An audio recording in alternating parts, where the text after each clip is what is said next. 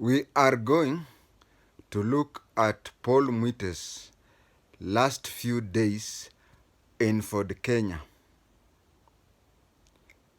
As an intelligence officer, I am just like a journalist.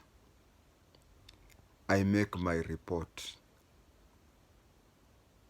It does not mean the content of the report is what I believe in.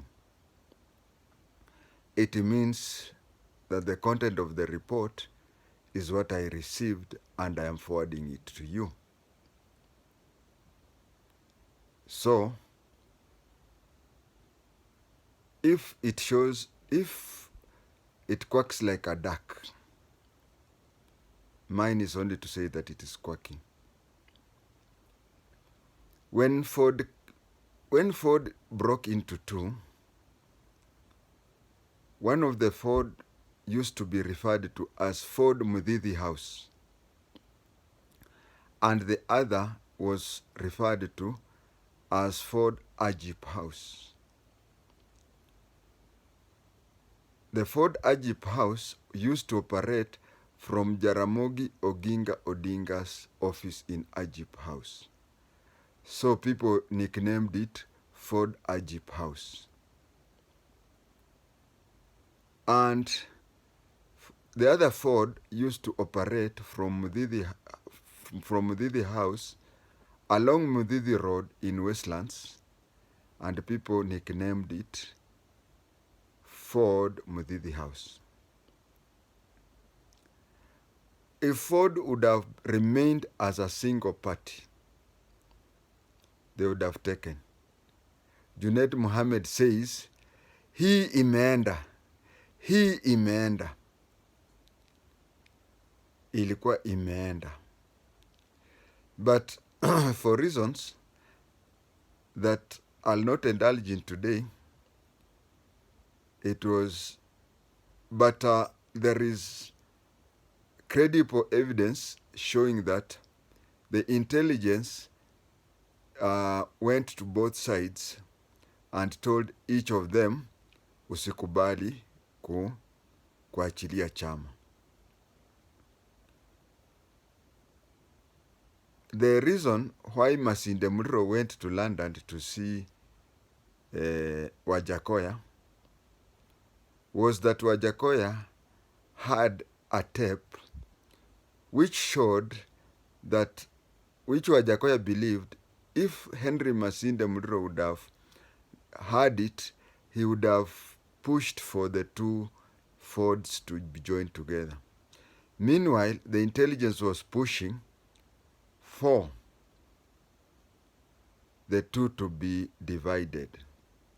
So through the advice of the intelligence, advising the Attorney General Amos Sitswira Wako, while at the same time banning from the two ends, Muthidi and whatever, Wako advised them to register two distinct parties. In the laws of Kenya, you are not allowed to register a second party that can confuse people. So registering for two Fords was dividing them.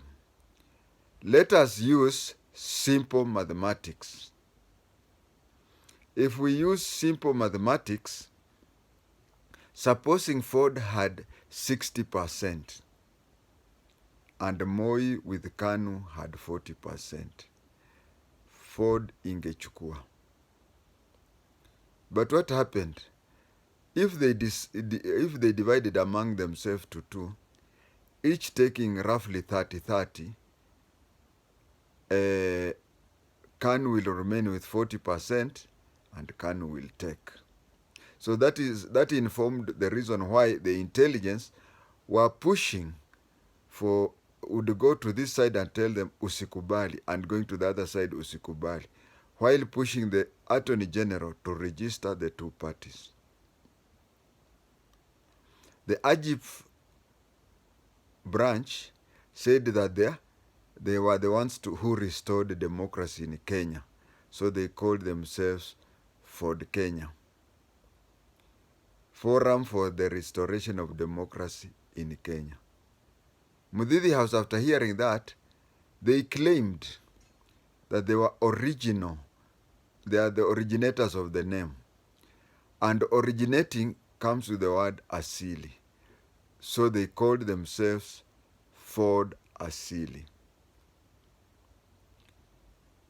Of course, they were now divided, but there was still hope for them to join together. And that is why Masinde Muliro, while going to check on friends of Ford in London, decided also to check on Wajakoya. And from there is when a decision was made to spike either his drink or food or both in the aeroplane. Masinde Muliro became the first vice chairman of Ford Kenya. The chairman was Jaramogi Oginga Odinga. The second vice chairman was Paul Kibugi Muite. When Masinde Muliro died, the Ford fraternity felt that as a sign of appreciation, they were to preserve the seat for Luhyas, especially the Bukusu. Now, two Bukusus came up and they wanted that seat. There was Michael Christopher Simiyu Wamalwa and there was George Captain. They struggled for that, but no coin falls on both sides. At least one side has to face up. And luck was on Michael Christopher Simiyu Wamalwa. So he was made the second vice chairman. While going round campaigning, Jaramogi Oginga told the people, there's a certain meeting that a political rally he had. He assured Kenyans that if elected as the president of Kenya, the first thing he'll do is to make sure that he reveals the issues of Goldenberg. And he said that I'll be doing that while Kamlesh Patni is in jail. So that evening he went to his house and tuned in one of the TV stations. The TV station showed him saying that once he becomes the president, he will make sure that he reveals the issues of Goldenberg and will have Paul, he later became Paul, but that time he was called Kamlesh Patni. He will have Kamlesh Patni in cells or in jail. Immediately that article ended, then the TV station showed Kamlesh Patni at another function. Jaramogi was shocked. You mean that this is Patni? Those around him said, yes, that is Patni. But he was in my office the other day. So the following day, as a sign of showing accountability, Jaramogi said that Kamlesh Patni had been to his office and had given some money for campaign to the Ford Kenya party. So he said that we cannot accept that money from somebody we suspect to be a criminal. So he called a press conference and said that the money that Paul Kamlesh Patni had given to the party will be returned to him. So he called Paul Kabugi Muite, and told Paul Kabugi Muite to refund the money that Kamlesh Patni had given Ford Kenya. Paul Kibugi Muite went and took out 2 million shillings. Those of you who are young, you may mtashanga 2 million, but that time 2 million was like today's $2 million.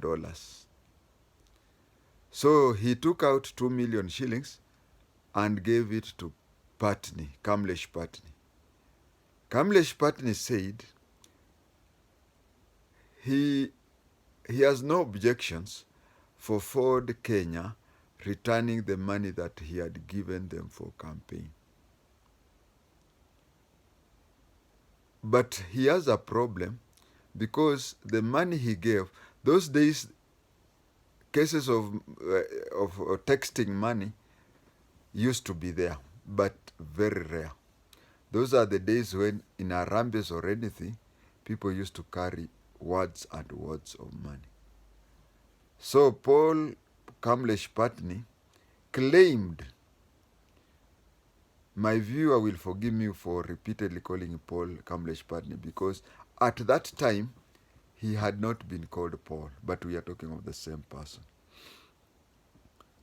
So Patni insisted that he came with a briefcase with 20 million shillings and gave it to Paul Kibugi Muite to go and give it to the party.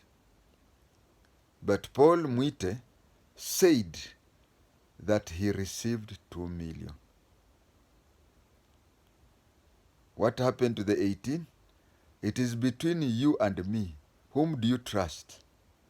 Do you trust that Patni gave out 20 million and Paul Muite registered 2 million? Or do you believe that Kamlesh Patni gave out 2 million and he claimed that issue?